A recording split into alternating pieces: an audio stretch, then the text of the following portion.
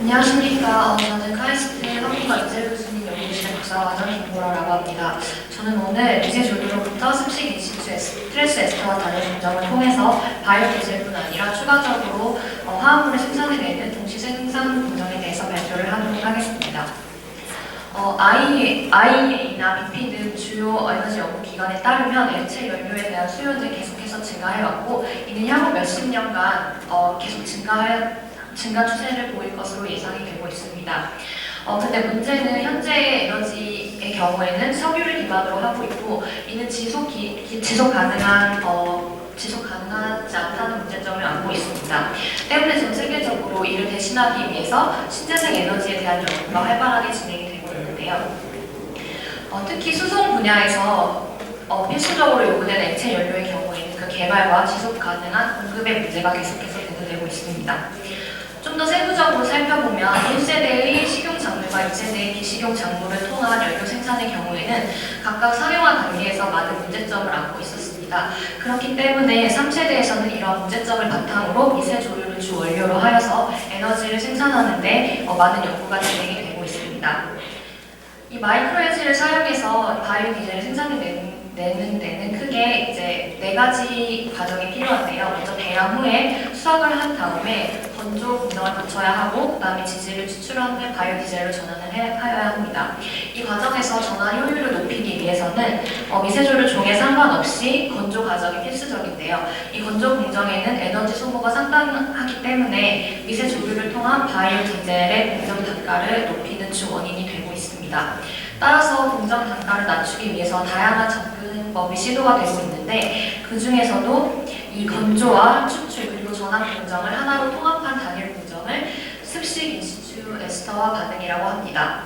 이 공정을 적용할 경우에 앞서 말씀드렸던 여러 단계의 공정이 하나로 단일화가 되기 때문에 공정이 단순화가 되고 또 에너지 소모가 많았던 건조 공정이 필요가 없게 되기 때문에 공정 단가를 낮출 수 있다는 장점이 있습니다.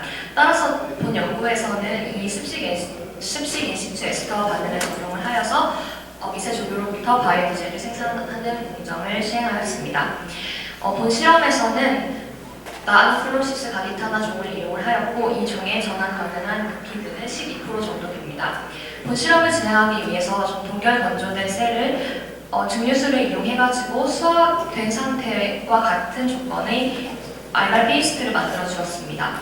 이후에 반응물인 에탄올과 분용매인 클로로폼 그리고 산촉매로서의 항산을 넣어준 다음에 지정된 온도에서 2시간 반응을 하였습니다. 이후에 분리된 층에서 프로덕트 페이즈만 추출을 하여서 지시로 따로 분석을 하였습니다. 다음 보시는 것은 결과인데요. 저기 오른쪽에 보시다시피 온도가 증가할수록 바이오 디젤, 즉 FAE의 함량이 거의 100%에 도달하는 것을 확인을 하실 수가 있습니다.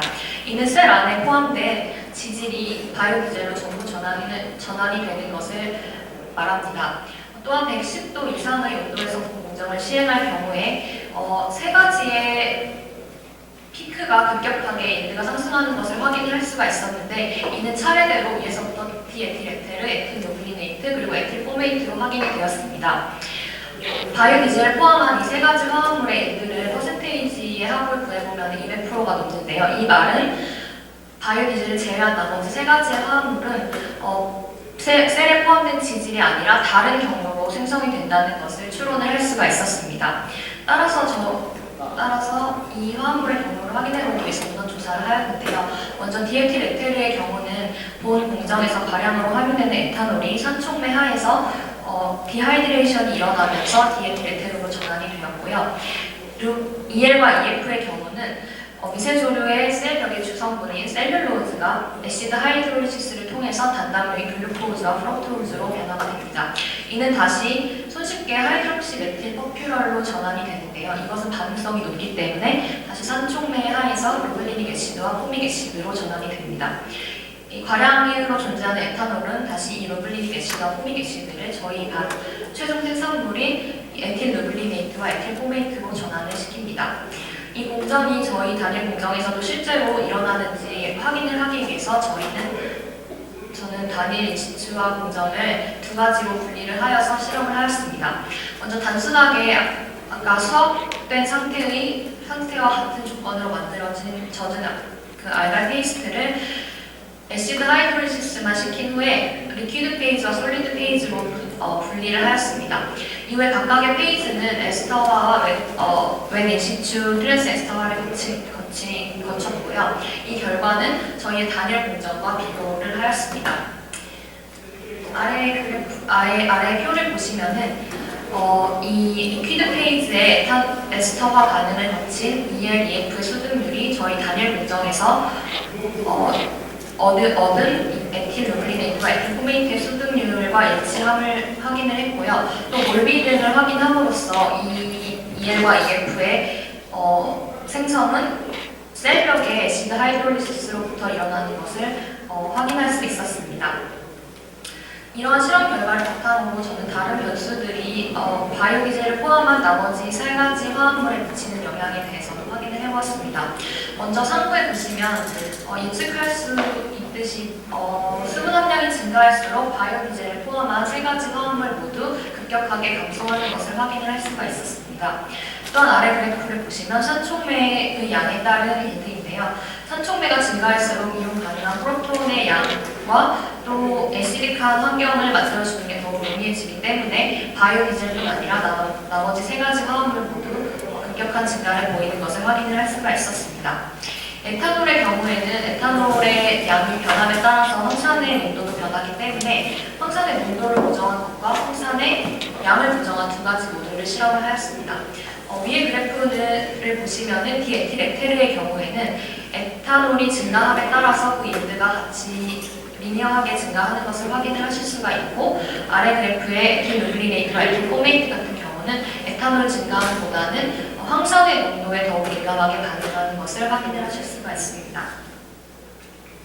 네, 결론입니다. 본 실험의 목표는 미세 조류로부터 바이오디젤을 생산해내는데 어떻게 하면 경제적이고 효율적으로 생산을 할 수 있는가에 관한 것이었습니다. 먼저 이미 단순화되어 있는 수식 인시추 에스터와 반응을 110도 이상의 기온에서 적용을 함으로써 바이오디젤의 완전 전환뿐 아니라 추가적인 에틸 누클리네이트, 에틸 포메이트, 그리고 디에틸 에테르의 생산까지 가능한 점에서 효율성을 가지고 있다고 말씀을 드릴 수 있고요. 또한 건조 공정을 거치지 않고 이런 부가 생산물을 통해서 부가적인 수익을 만들어낼 수 있다는 점에서 경제성을 갖춘 공정이라고 말씀을 드리고 싶습니다. 네, 이상으로 발표를 마치겠습니다. 감사합니다.